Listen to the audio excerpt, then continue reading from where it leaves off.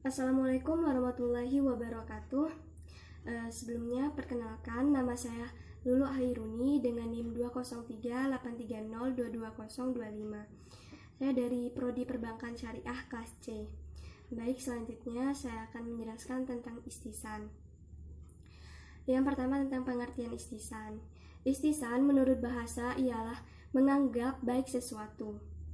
Sedangkan menurut istilah ulama usul ialah berpindahnya seorang mujtahid dari tuntunan qiyas jali kepada qiyas kafi, atau dari hukum kuli kepada hukum pengecualian, karena ada dalil yang menyebabkan dia mencela akalnya dan dimenangkan baginya berpindah ini.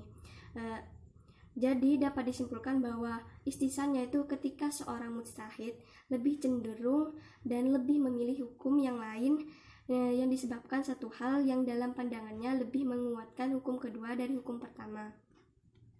Yang kedua, dasar hukum istisan. Para ulama yang mempertahankan istisan mengambil dalil Al-Quran dan Sunnah yang menyebutkan kata istisan dalam pengertian denotatif, seperti firman Allah dalam surat Al-Zumar ayat 18. Surat ini menurut mereka menegaskan bahwa pujian Allah bagi hambanya yang memilih dan mengikuti perkataan yang terbaik, dan pujian tentu tidak ditunjukkan kecuali untuk sesuatu yang disyariatkan oleh Allah. Yang berpegang dengan dalil istisan ialah mazhab Hanafi. Menurut mereka, istisan sebenarnya semacam qiyas, yaitu memenangkan qiyas kafi atas qiyas jali,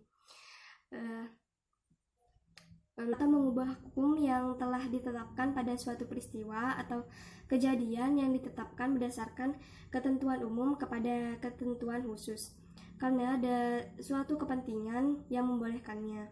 Menurut mereka, jika dibolehkan menetapkan hukum berdasarkan qiyas jali atau maslahat mursalah, tentulah melakukan istisan, karena kedua hal itu pada hakikatnya adalah sama, hanya namanya saja yang berlainan. Sedangkan yang menentang istisan dan tidak menjadikannya sebagai dasar hujah ialah mazhab Syafi'i. Istisan menurut mereka adalah menetapkan hukum syara berdasarkan keinginan hawa nafsu. Imam Syafi'i berkata, siapa yang berhujah dengan istisan berarti ia telah menetapkan sendiri hukum syara berdasarkan keinginan hawa nafsunya, sedangkan yang berhak menetapkan hukum syara hanyalah Allah Subhanahu wa taala. Jika diperhatikan alasan-alasan yang dikemukakan kedua pendapat itu serta pengertian istisan menurut mereka masing-masing, akan jelas bahwa istisan menurut pendapat mazhab Hanafi berbeda dari istisan menurut pendapat mazhab Syafi'i. Menurut mazhab Hanafi, istisan itu semacam qiyas, dilakukan karena ada suatu kepentingan, bukan berdasarkan hawa nafsu. Sedangkan menurut mazhab Syafi'i, istisan itu timbul karena rasa kurang enak kemudian pindah kepada rasa yang lebih enak. Yang ketiga, macam-macam istisan. Istisan dibagi menjadi beberapa bentuk berdasarkan dua kategori, yaitu berdasarkan kekuatan pengaruh dalil dan berdasarkan dalil yang melandasi. Berdasarkan kekuatan pengaruh dalil, di sini dimaksudkan bahwa istisan dibagi atas istisan yang kuat pengaruhnya walaupun kafi dan istisan yang lemah pengaruhnya walaupun jelas atau zahir.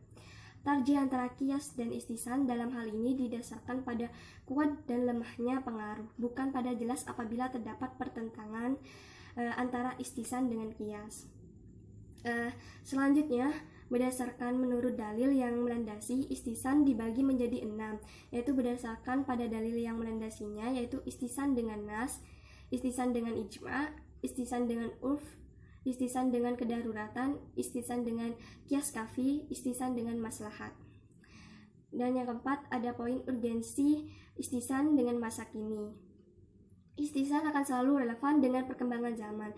Mengapa? Karena istisan merupakan salah satu sumber hukum Islam yang akan dijadikan permasalahan dan tidak ada jawaban di dalam nas. Dengan digunakannya istisan, diharapkan mampu memberikan jalan atau solusi kepada permasalahan umat dan memberikan kemaslahatan. Semakin berkembang dan majunya suatu peradaban, maka semakin besar pula permasalahan yang akan dihadapi oleh umatnya.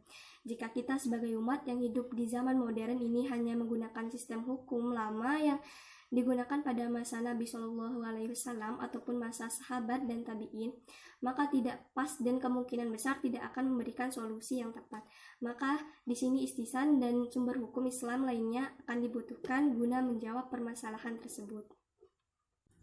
Yang kelima, contoh istisan yang memiliki relevansi dengan ilmu ekonomi dan bisnis. Contohnya seperti yang sedang booming mengenai belanja melalui internet atau online shop.